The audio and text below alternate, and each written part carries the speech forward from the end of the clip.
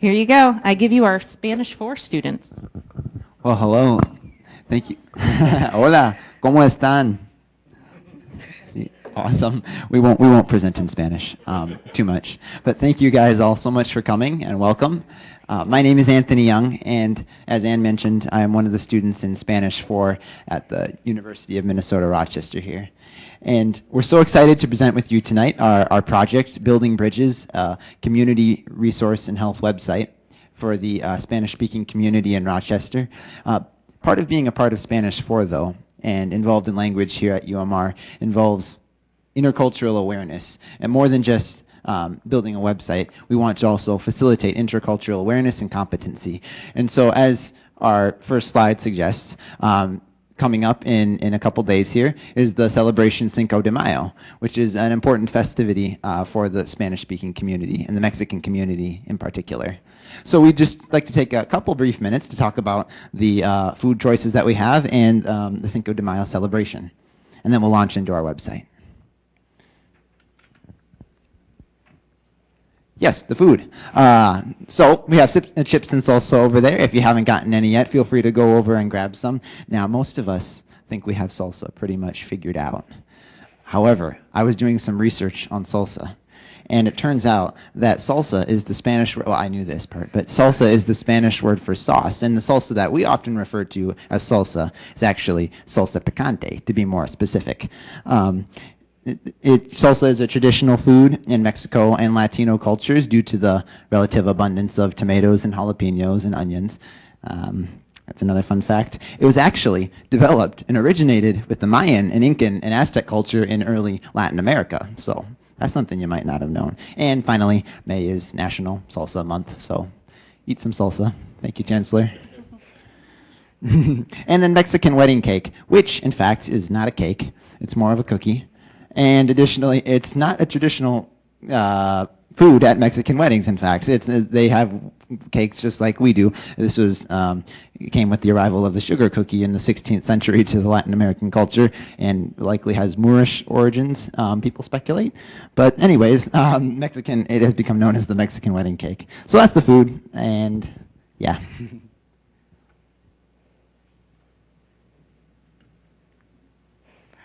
All right, well, before we get kind of more into Cinco de Mayo and what that means, and before we get to our ultimate presentation of the website, we're going to talk about a little bit about who we are.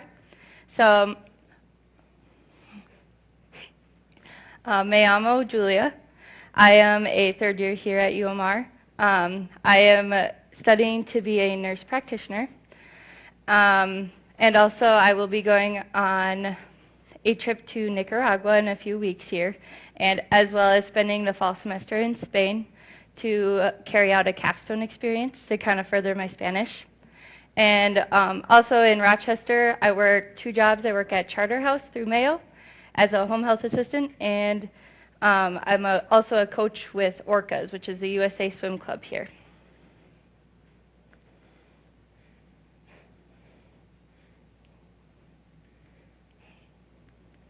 Ah, yes, that's me.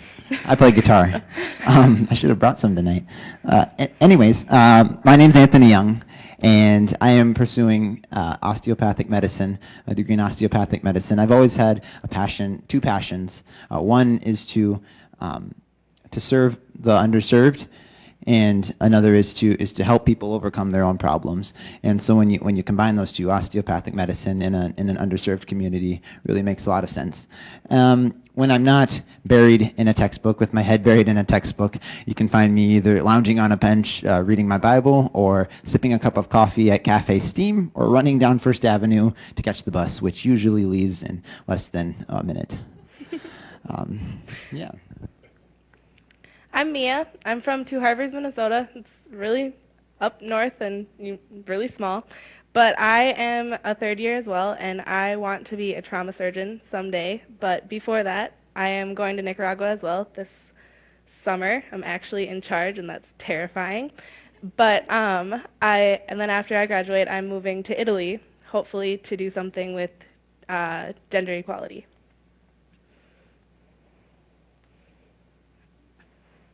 Bienvenido. Me llamo Jenna. I am also a third year here at the University of Minnesota, and I would like to pursue a career as a registered nurse. Before I get there, I'm going to take time to do a 4-week internship in Cordoba, Argentina this October. When I have free time, which does happen as a student, I promise, I do some ballroom dancing. Okay, and me. I'm Cassie. I am from a very small town in Wisconsin called Pulaski. It's about 6 hours away, so pretty far from home. I am a third year here also, and I hope to be a PA one day. So, there are a few misconceptions surrounding Cinco de Mayo. The first one is that it is not Mexican Independence Day. Mexican Independence Day is on September 16th. Cinco de Mayo celebrates the winning of the Battle of Puebla.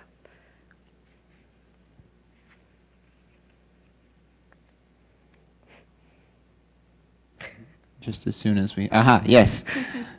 A little bit of background to the Battle of Puebla, why it was such a significant event in Mexican history. Throughout the first half of the 18th century, Mexico was a war-torn country, as you can see marked by the X's on the screen. First there was the War for Independence from Spain, subsequently followed by a war with the Americans, and then a civil war amongst the Mexicans. And so that left Mexico's economy ruined and their army devastated. And so when the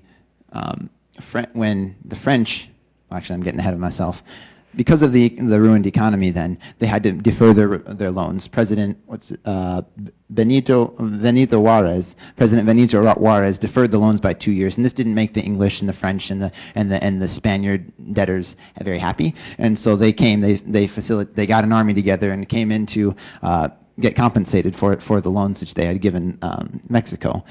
But France actually had ulterior motives. Under Napoleon III, they desired to not just get compensation for the loans, but they were actually planning to invade and conquer Mexico. Upon hearing this, England and Spain backed out, but France continued. Like Anthony said, the French invaded Veracruz, and they moved on to Puebla. Our map is really small, so Veracruz is on the far side, on the coast, kind of in the southern portion, and then Puebla is right in the middle in the southern portion. And there were 6,000 French soldiers and 2,000 Mexicans in the Battle of Puebla. And the Mexican soldiers won the battle, but they ultimately lost the war. The town was renamed Puebla de Zaragoza, and Zaragoza was the general during this battle. And so after they lost the war, Ferdinand Maximilian was given power by the French government, and while he was in power, the Cinco de Mayo stayed a point of hope and like a symbol of resilience of the Mexican people. Yep, and as a result then, the victory at Puebla was a symbol, really, of Mexican resilience and Latino strength in general. It's much like the American Alamo, the war cries, "Remember the Alamo! Remember the Alamo!" That's what Puebla was for the Mexicans.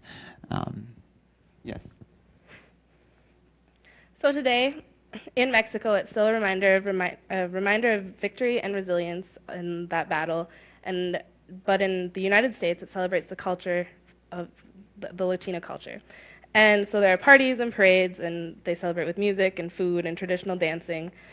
And it still stands as a symbol of Latino strength in other countries that don't celebrate it as the winning of the Battle of Puebla.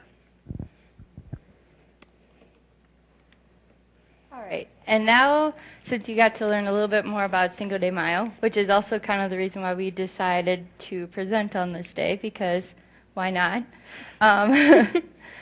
We present the Building Bridges. So we named this Building Bridges because we are trying to bridge the gap between non-native English speakers, so those that don't speak English as their native language, and their access to resources here. Also for those who are in need of access to basic resources. We also, if you see, we created a little logo that's up in the corner we decided to include. So, just like every good old science major, we decided to start out with deciding what our problem was. For one of our classes here at UMR, which is community collaboratory class, which is a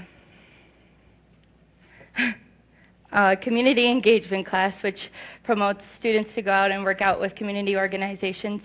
We look at complex problems. For those that study complex problems, they usually refer to them as wicked problems. And what a complex problem is a concept that is a social or community issue that cannot be solved with one solution. So it has multiple factors. Just like the diagram that you see up here, it has multiple circles all leading to one basic issue. And an example of this would be homelessness.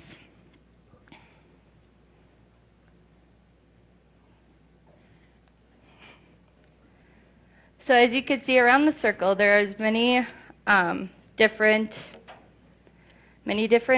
causes to homelessness, such as eviction, jail, family problems, or personal health.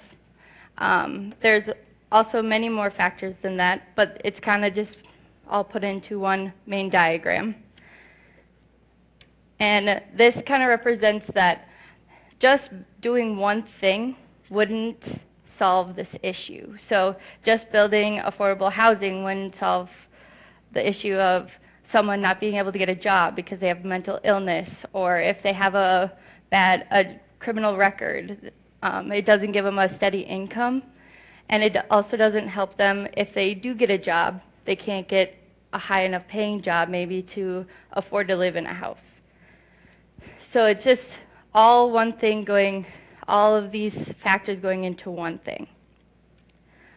And how we related this to it is, if you look at a lot of the community resources, oftentimes for people that don't speak English, it's very hard to read. Whether they use Google Translate, which also doesn't always translate it to the correct equivalents, and also it's hard to navigate. And for those that aren't tech savvy, it can be very difficult because it can't be condensed down. Or if they don't have access to a computer, it can be hard for them to gain access or to find where they need to go to find a resource. So really this is created to create a online source that has just the basic community resources here, not necessarily the really expensive ones, but things that could really help someone out that maybe doesn't have a steady income, and also to have it translated easier so it's easier to understand. For sure. So that's our wicked problem, and it's a complex issue which we're not even proposing that we're fully solving tonight. But hopefully with our project that we've been doing for this last couple semesters, we will take it one step further in the right direction. And so what is our idea? What's our solution to this complex issue? And to help you understand this, I want to first tell you a story. There's a social worker in Minneapolis who had compiled a very large book full of organizations with names and contacts for the Spanish-speaking community in Minneapolis. This book actually became known as the Bible of community and health resources. People would come from all over Minneapolis because they didn't know where to go. They didn't know where to go to get these services or health information. So they'd come to this individual, this social worker, with the Bible and in order to access that and find what they needed. So that was the inspiration. Here's our idea.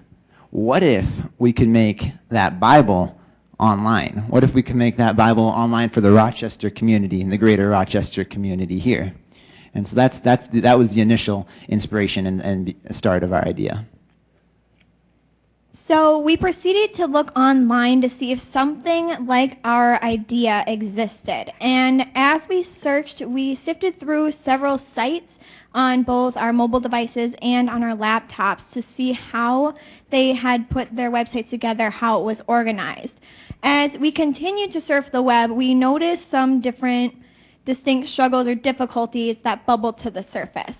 So our main three that we found would make accessing these websites the most difficult would be one, being able to navigate it. I'm sure we've all had that experience when we're looking for a certain organization or an answer. So, of course, we start with Google. We get to the website. We click on one tab, then another, then a new window opens. And by the time we even figure out that this might not be what we're looking for, we're so lost that you have to start all the way over. And that just causes one to be distraught. So we would like to make our website easy to navigate. The next issue that came up pretty quickly was that a lot of websites are not updated. The phone numbers don't work, or you email someone and it takes you a couple weeks to realize, hey, maybe this isn't the most accurate email address. So we would like to ensure that all of our users are aware that we are keeping our website updated. How we plan to do this specifically would be to continue to have a date on the bottom of the page or somewhere in sight that says when it was last updated, so that this eliminates the distress of having to go through emails and phone numbers repeatedly. Our third thing is that we want it to be mobile friendly. As Julia was saying earlier, not everyone has a laptop or tablet or even a desktop at home currently. So we want to make it so that everyone is able to access this, and we decided that it would be easiest to make it mobile friendly. Another reason that mobile friendly would be nice is sometimes you need these organizations fairly quickly. For example, if you are in the ER with a friend who has just gone through some mental distress, you can pull out your phone and find the organization that could give them assistance quick and easily, and that brings comfort to not only the friend who is in the hospital, but also the person accompanying them. So that leads us to our mission statement about what we would like to accomplish. We decided that we would like to maintain a community resource hub for Olmsted County with updated information on local organizations that can be found on our mobile-friendly site.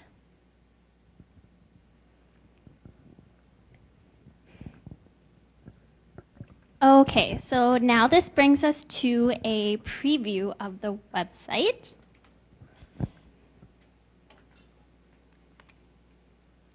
So this is what the homepage would look like on the website. We chose these specific categories at the top right here based on the community need feedback that we originally found from years past work on this project. And they also were the easiest overall to make a category simple for people to understand.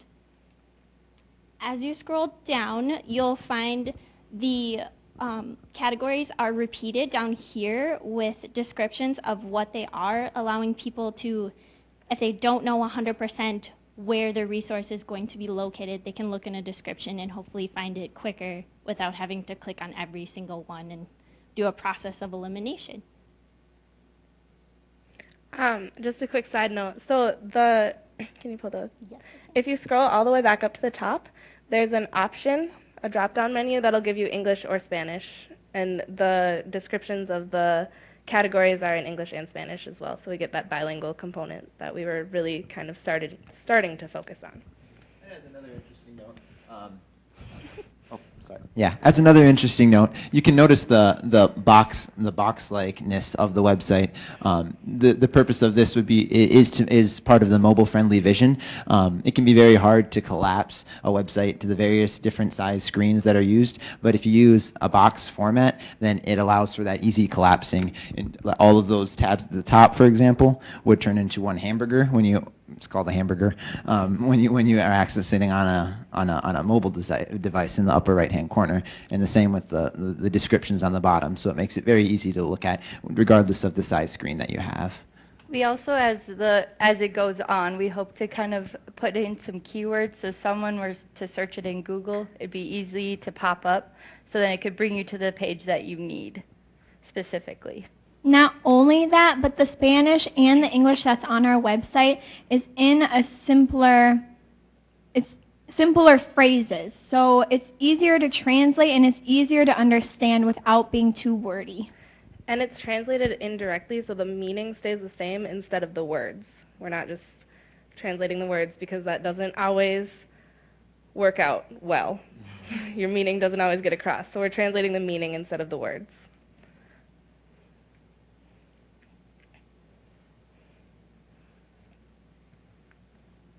So a little bit of history of this project. While we would like to take credit for doing all of this work, we can't. There was a class last year who started working on this project, and when they got it, it was a very big task. So although they aren't here, we have to thank Sam, Christina, Paige, and Claire for breaking this down a lot for us. They wanted to focus on the Spanish at first, but found that there's so much need, even in the English-speaking community, that it would be silly to just have this in Spanish. So it turned into an English and Spanish website, and they wanted to be able to fund themselves. So they attended grant writing workshops and applied for a couple grants over the summer, and unfortunately did not get them because there was a continuity piece that was missing. But they still collected resources and organized them into a database, which cut down on a lot of work for us. And they started designing this website and this logo, and they met face-to-face with community members so they could really get a feel of like what they needed, and so they could make a connection with them instead of just having a online or over the phone call. And when they were making their categories and their database, they kept in mind what the community members were telling them, and that was, I actually talked to them today about this presentation, and that was the piece that they really wanted me to get across to you guys, that they wanted this to be about the community and make it so the needs were all met.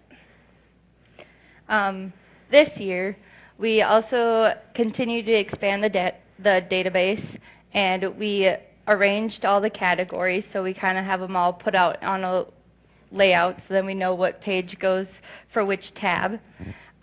We also continued to talk with the local organizations, and we were still trying to build up the idea, and we're trying to make sure that we have a good presentation of what the community would need. And we also got advice from them and what they suggest. There are some other resources in town, so we've talked about those, and we've looked at some of the positives and negatives to them, so which every website has. And we've really tried to make it more of a connection with the community members. And we've also rewrote the grants, and we are submitting more grants this time. And we're really working on the continuity piece on how we would expand it and how we can keep it going throughout the years, because we're planning to have it go throughout the entire Spanish curriculum here in the future. So that's building. And we also established the design and got that all mocked up, so then at least there's something to look at. So it's a visual piece, and you can really see, and that way we can take it to the organizations and have them look at it, tear it apart if they need to, and give us more advice on what would make it better. Just as an example of a resource that is available, which Mia will mention later, but there's a 211 line in which you're able to call, and essentially they hook you up with a social worker. It's a statewide phone number that you can call, but one advantage that our website would have over this line, and there's a lot of benefits to that line, but in our millennial age, with all the millennials and their smartphones and everything, I can speak for myself personally, and I think for my generation, that we'd much rather find the information ourselves on our phone rather than actually have to talk to somebody on the phone. So when Anthony said later, he meant right now. I'm going to talk about the 211 line. So the 211 line has a website as well. And so we met with a woman, her name was Emily, and she was very helpful, from United Way. And she walked us through some of the struggles that they have had in keeping this website updated and running and funded, and all of the problems that they have run into. And in knowing that, we can kind of try to divert our project away from some of those problems. And we will probably find our own problems, but at least we can avoid theirs. And a couple of the other resources that we've talked to have been Family Service Rochester, which has helped us with the mental health component of this website. The woman we met with was in charge of the mental health component of Family Service Rochester, and she was able to tell us what they would need as an organization, not only as community members, and how that could maybe help them. And we've also talked to Rochester Family Dentistry, and while they didn't really have anything for us to use besides their own their own business, their enthusiasm really kind of put wind in our sails and made us feel like we were doing something that was needed and helpful. And then the YMCA was also a really big part of making connections for us. They helped us find people that were interested, and they helped us find people who could design websites, and they helped us find people who had tried things like this before that we could talk to. And then we've had many reach out. Actually today we had someone contact us to be a part of this website and to get more information. And so the just expressed interest has been really encouraging for us. For sure. And there are 3 levels of community collaborators. On the surface level, there are those who, leaders of organizations who will allow us to represent their website, their logo, their name, and contact information on our website. That's the surface level. The second level are the community collaborators with whom we'll meet on a regular basis, annually or biannually, to continue to discuss the needs of the Rochester community and make sure that age doesn't surpass our website, and part of our mission of keeping it updated. And the third and final level of community collaboration is with the University of Minnesota Rochester, and particularly with Professor Furness of Spanish 4, who is there to really oversee the developing and maintenance of the project amidst changing Spanish 4 classes. So that will help to ensure the continuity of this project and that it doesn't just end with us here. Okay, so we already kind of touched on a few of our future goals for the website. The first one obviously would be to continue to reach out to the community members and see what they feel as if it's needed in the community. And we want to accept every bit of feedback that we can, so we will constantly be changing it to what is actually needed. In addition to that, we will be hoping to continue to possibly include more languages. We obviously right now just are focusing on Spanish and English, but maybe we can get Somalian and other languages based on the diverse Rochester community. And lastly, our most exciting piece is that this project is now going to be incorporated into all Spanish classes at UMR. So we're really excited because every time that a Spanish 4 class leaves, we have someone to pass it down to, and they can continue it, so it can constantly be kept up.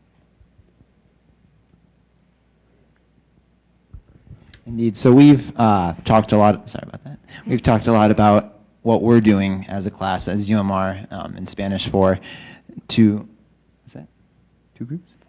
Oh, I see. Yeah, I see what you're saying. Yeah. So we've talked a lot about that, what we're doing to address this wicked, complex problem of health resource inaccessibility in the Rochester and greater Olmsted community.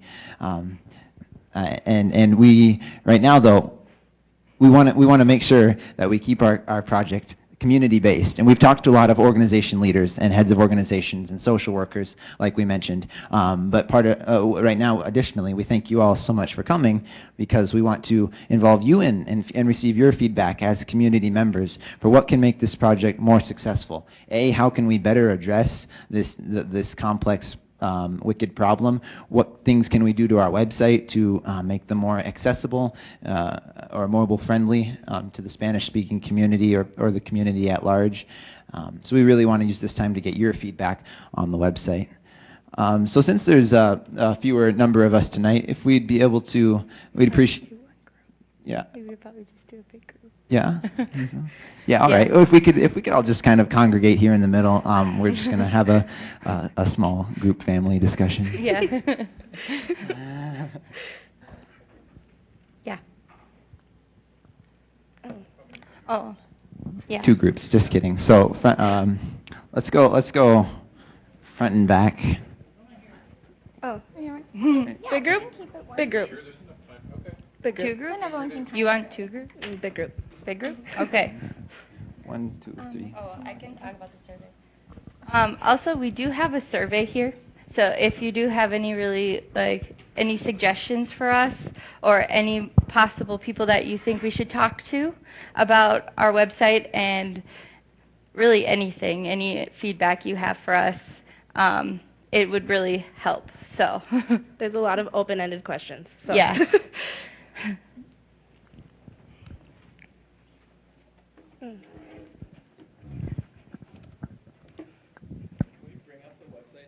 Yeah.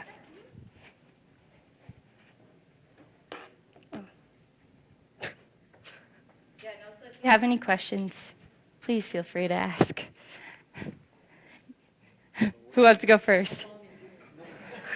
I'm Susan Hanser from the Rochester Public Library, and I've been coordinating the wellness activities. Mhm. I've also been involved in doing community resources for the past 35 years. Mhm.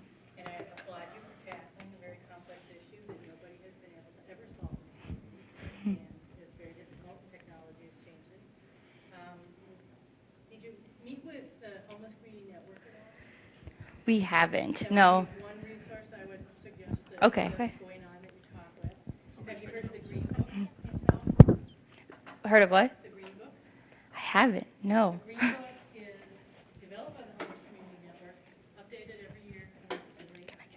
It's the size of an topic Okay. because we found the homeless population Oh, can I give her that? do not have phones Give her that that. are mobile active. They have Mhm. a basic phone or basic. Mhm. They don't have internet and they don't have access to the other technology. Mhm. One thing we found very successful was doing that book in Spanish, but we never had the funds to do it. Somebody did it for us a couple of years ago. Mhm. And so as a Spanish class, I would highly recommend you maybe look at helping that print. It's still not dead.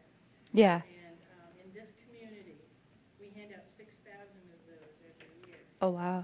to people. And it lists the food, the housing, clothing, mental health services and everything. So I would offer that as a suggestion.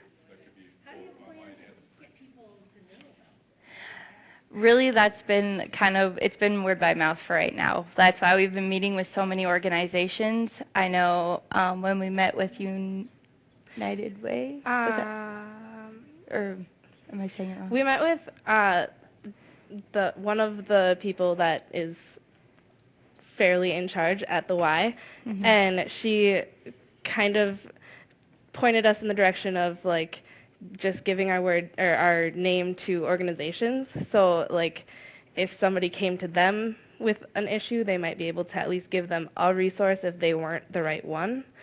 And then we talked to a woman at United Way, and she kind of told us the same thing. So Mhm. it's just We also time. Yeah, we also plan to see if we can kind of reach out towards like whether it's counselors here or like receptionist people. We can give them our website as a resource because I know I'm actually in community collaboratory class right now, and I talked with Family Service Rochester, and they had a situation where someone that doesn't speak English, he spoke Spanish, he ended up somewhere and he was really confused and they didn't know how to help him because they didn't have someone to, speak. And Family Service Rochester, or he ended up somewhere because someone told him to go to the wrong place. And so we're just trying to get that resource out there for anybody to use it, really. So if we can get any receptionists, if they need like another place for some people, because we've talked with a lot of organizations that get random people that, whether it's non-native English, speakers or just other populations that come in randomly. So at least it'd be another resource. And how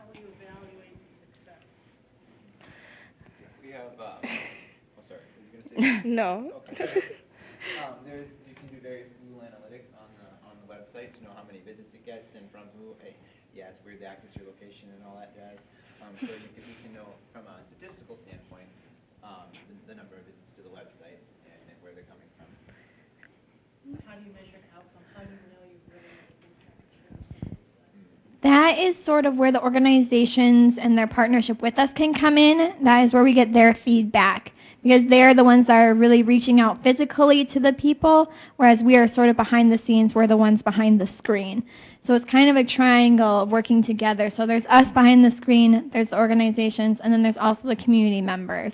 And as this project continues and grows, we hope to maintain a really close connection to some of these community members so they can give us feedback like, this isn't working, or, hey, this is really helpful, and you help someone get to us. Did you go into the churches and talk to the pastors and priests to give them information?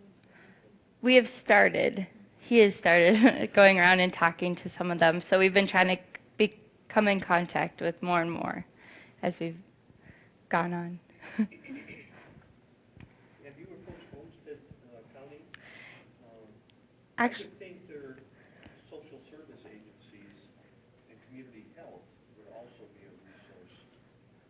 Their medical director actually contacted us last week, and we just haven't found a meeting time that's worked for all parties. And so we're in the process of trying to get them as a resource and trying to get their input, but scheduling is really hard, especially during finals week. yeah. What, as you see it now, right, the project where it is right now, what are your biggest needs right now to make it successful? That question actually has different answers depending on who you ask, because we've asked all of the organizations that we've talked to, and the most common are food resources and housing and affordable healthcare options. Those are the most common that we've heard, and they've been across the board. But if you go talk to someone who works in mental health, they'll tell you mental health, and if you go talk to someone who works for like a communications place, they'll tell you, communications. But And Except I was more focused on your project. as a, Not the organization's needs, but what are your needs right now to keep building this bridge? And what is holding you back right. from building the bridge? Well, right now, so it's really the money aspect. As we are students, you're going to have to put some hours into this website, make sure it's up to date, and make sure it's really accessible, and kind of managing all of the resources on it. So really, it's the money. So we've been trying to apply for grants to get that money so we can have someone who is in charge of really working on that website a lot. So What are the two organizations you're going to apply for? the Grauk and In the Rochester Area Foundation, they have a We Give 365 grant. It's a smaller one. I believe it's either between $500 and $1,000. And what that money would really go towards would, excuse me, not only for a student to be continuously working on the website actively, but also to keep the website online. There are fees behind even just the website URL. There are fees behind the key links and other things like that. A website doesn't just get put online. There's actually a lot of small fees and things to make sure that people are able to see it. And as I was talking with some of you beforehand, none of us are coders either. And so we're able to create an initial version of the website using various tools on the internet. But in order to create a better beta version of the website, we would need to compensate some sort of a developer. And we wouldn't be able to pay much necessarily, but that's another reason that we're applying for the grant money, to be able to compensate a developer to make this beta version. so that's really kind of the takeoff point, is once we start to accumulate, if we can get a grant, and really assure the continuity of this project. the other thing the hurdle we've kind of run into is the people don't know about it. So can't use something if you have no idea it exists. So those are really the two things. And some of the grant money could go to advertising, and so that would kind of be two birds with one stone, but we need the grants before we can address those problems. A couple of suggestions that I would have would be, first of all, we have a lot of service organizations here in Rochester. So, you know, and I know many of them, but it might be a good idea to put together a little 10-minute presentation that you could go to a meeting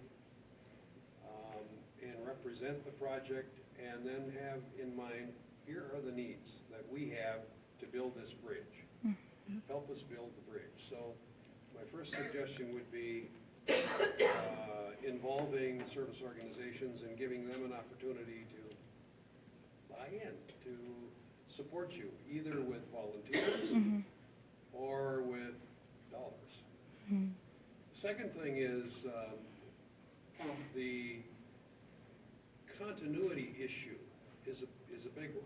I have seen many sites like this that have tried various strategies, like sending out emails every year to the organizations to, please update your data, and so on, but they don't do it. Yeah. And so you're going to have to aggressively keep after that. So another suggestion I would have would be to form a bridges corps, a volunteer service corps for your bridge, and maybe from service organizations, or maybe from churches, or groups that come here every week,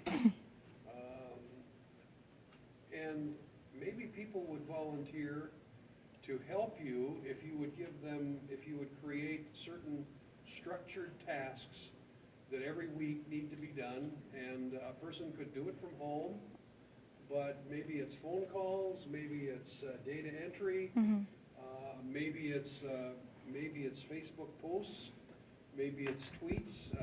Social media is a big one. You know, when you talk about advertising dollars, you got to remember who is going to, of the people you want to reach, where are they going to be looking? Well, we know that they don't read newspapers, so forget that. They probably wouldn't, so many people say, well, we're going to print a brochure. Well, where would you put that brochure and get to people? Big question mark.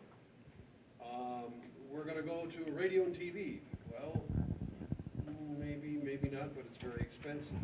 Social media is a real good one, I think, from my experience with small businesses. So those are just two suggestions that I would have for you.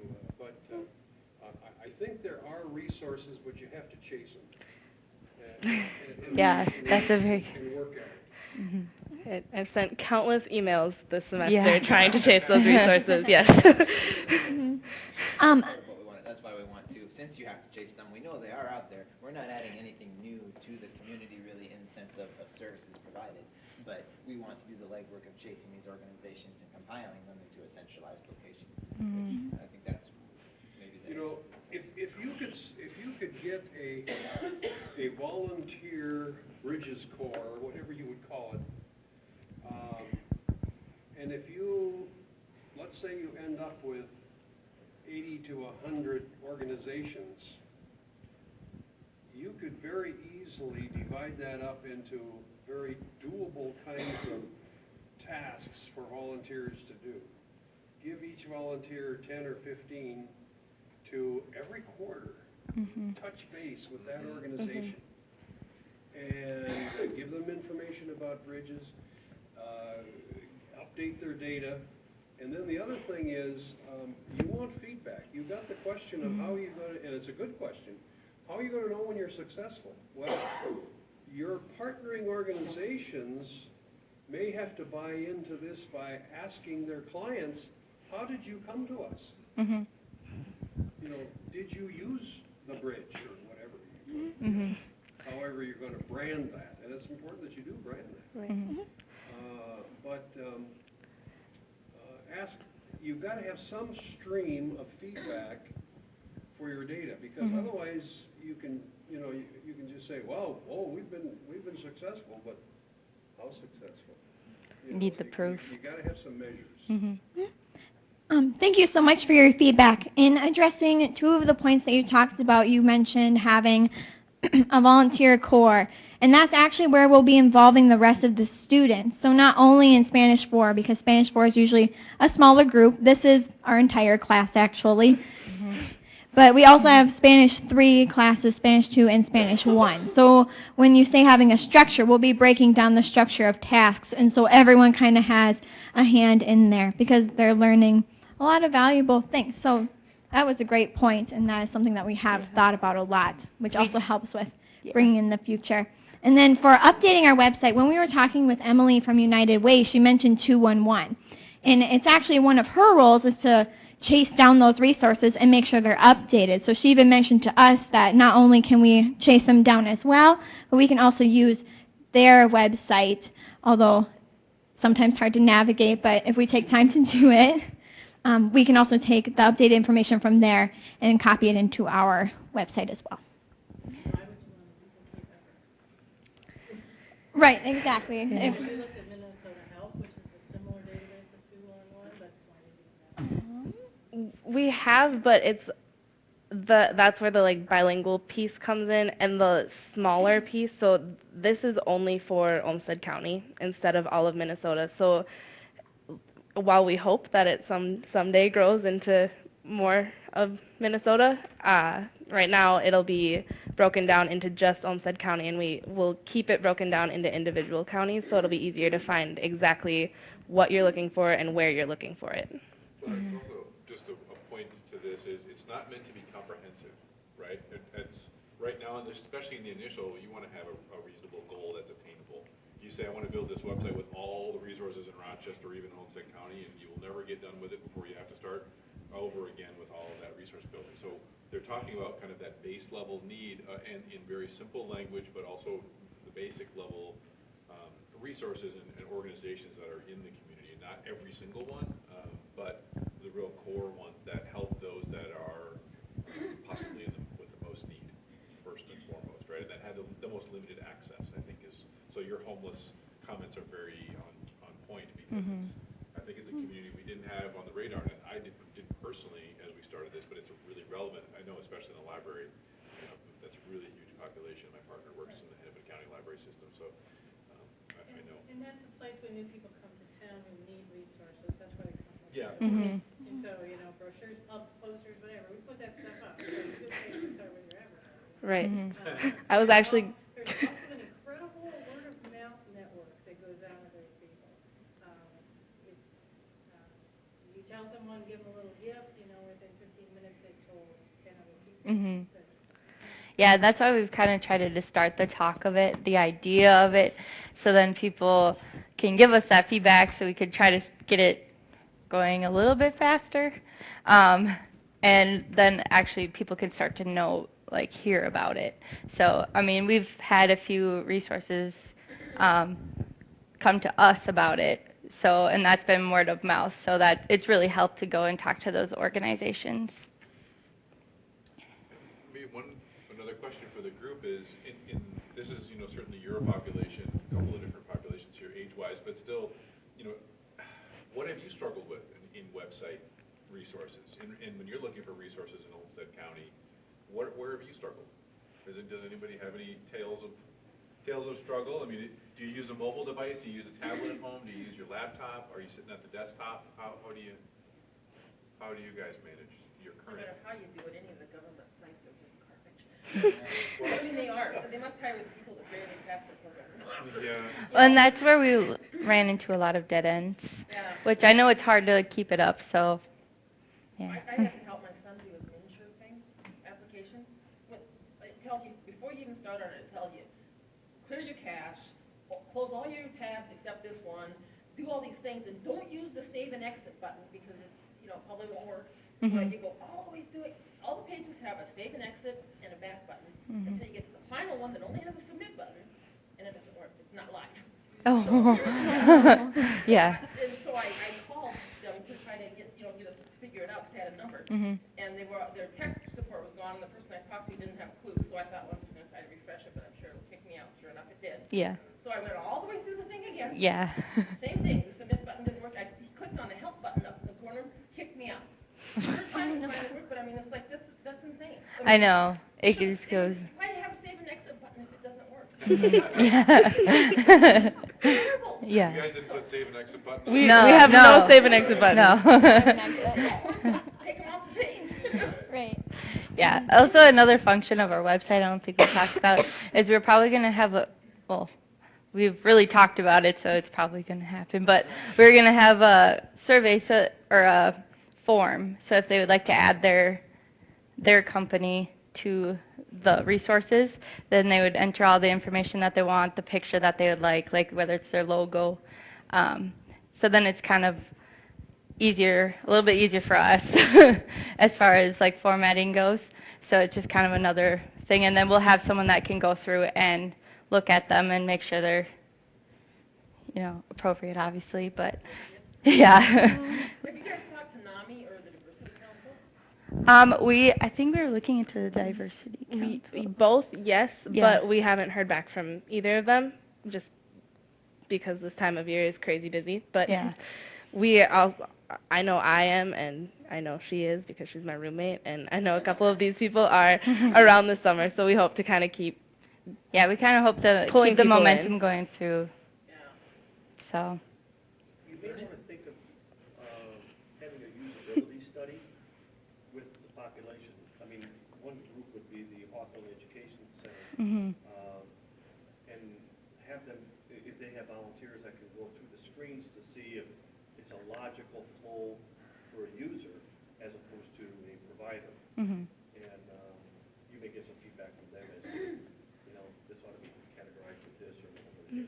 Yeah. Yeah, that's a really just good idea. fine. We Yeah. hadn't thought of that. And we Is there already any have, thought we have a to relationship. limiting the resources to make it easier to pick one? I think there's kind of that decision fatigue. See, Go to the slide and there's Yeah. Right. We've talked about really supplying the basic ones for right now, Yeah. at least, because we don't want all the confusion of, oh my gosh, I just opened a page and there's like 100 resources on here. And we want to keep to kind of like the resources that cater to people who really need them, like low-income resources, translating resources, things like that. So keep that in mind instead of like really expensive housing or private schools. The ones that are probably the most popular around here. I mean, they could be, because you can go onto Google and type in healthcare and Mayo Clinic pops up, obviously. But we want to offer more options besides just Mayo Clinic. Yeah. Mhm. And as it grows, I'm sure we'll have to come up with a method to make it more simple if we add more resources. But that's something we haven't really talked about for right now. Or needed to talk about Yeah. for right now. Well, if they're, like you said, expensive housing, those people have all the resources they need. Yeah. Either that or Yeah. spends that kind of money on something like something. Yeah, well, and it's sometimes they don't even know the resources exist. I didn't know there was like a free clinic around. I mean, I've kind of been in the student world, so it's sometimes you just don't hear about things, but I didn't know about it, and it's something that could be really useful for somebody. So. Understand, what I don't know if this group would have any clues on this, but most of the people who go to the free clinic are people who would qualify for either free or almost free health care, so Yeah. how do they go to free? I suppose I don't some people, if they're Hispanic, they might be illegal and they're afraid of, they can't get this resource, Mhm. yes, but, that's one thing I think all these resources, so many people who are illegal anymore are so afraid of what's going on with Trump and everything and deportation, so I don't know what kind of resources there are for people like that. I know St. Francis, I think either they have or they're looking at becoming a sanctuary church, Oh, okay. and the Sissy Heights is thinking about it, Mhm. but I guess some of the sisters there don't want men living there. Yeah. But I mean, I don't know if that'd be anything we want somehow to include. We actually heard Yeah. that we should include that. We talked to one of the people in charge of the Channel One Food Bank, and that is one of the problems that they're running into is people being afraid to go because of everything that's been happening. So being able to like provide some sort of resource for people who are scared to go places is one of the things we hope to be able to do. And also a They're afraid reason. to do that. They're afraid to call cops if there's, violence or crime, so it's not, it makes places unsafe Mhm. when people are afraid to ask for help. Yeah. Well, hey, thanks everyone so much for coming. Feel free to grab more refreshments and everything, and we have a survey pulled up on multiple computers. I think you- most of them. we appreciate your feedback, and thanks for the discussion. If you want to record those answers on the survey, there's Is it locked? the first. It's an M. Well, yeah, Just an M. we'd appreciate that. An M. And then if any of you have any further questions afterwards, we'll probably be sticking around a little bit. Yeah. Maybe not.